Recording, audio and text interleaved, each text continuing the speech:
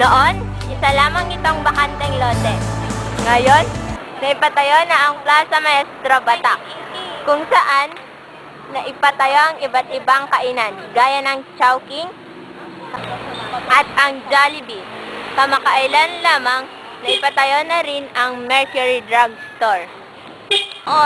Ito ay pamilihan ng mga aksesorya, ang hitsura, mula dito hanggang doon. Ngayon, ito ay nahati-hati na sa 6 na establishmento. Ang Town Life, kung saan natin pinapaayos ang mga sirang gadgets.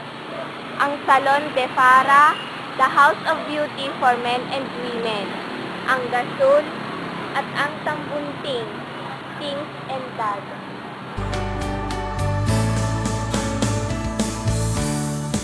Heaven knows I've done no wrong. Ang lumalagong kainan dito sa Riverside o mas kilalang RS.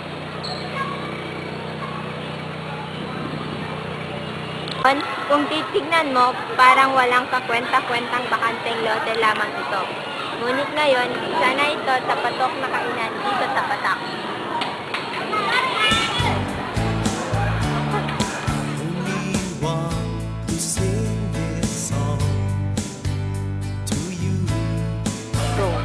Nandito tayo ngayon sa mini park kung saan makikita ang palaruan ng mga bata na pinatayo kamakailan lamang, na dati ay estatwa lamang ng mga hayop ang nakikita. Why did it have to end this way?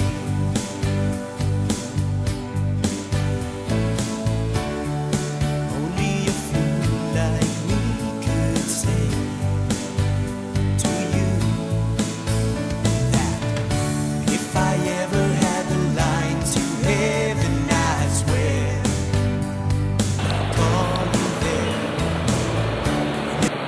Ngayon, ang laki na ng pinagbago ng ating City Hall. Dati, makitid lamang ito. Ngayon, unti-unti nang lumalawak at gumaganda. If I ever had a line to heaven, I swear I'll be there tonight. Ito ang Aurora Cinema. Dating sinehan. Ngayon, isa ng pamilihan ng mga kagamitan o ang tinatawag nating Novo.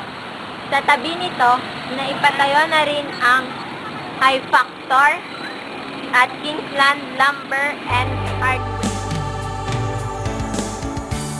Now where would I be without you now?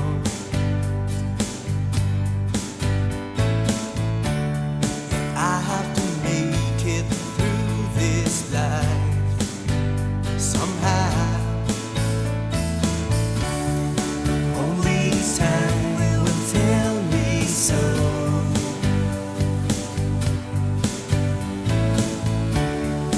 All the things I need to know somehow. And if I ever had the line to heaven, I swear I'd call you there.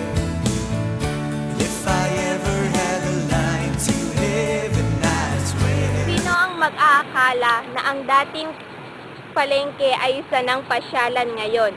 Ito ang Ricarte Park kung saan matatagpuan ang monumento ni General Artemio Ricarte. And if I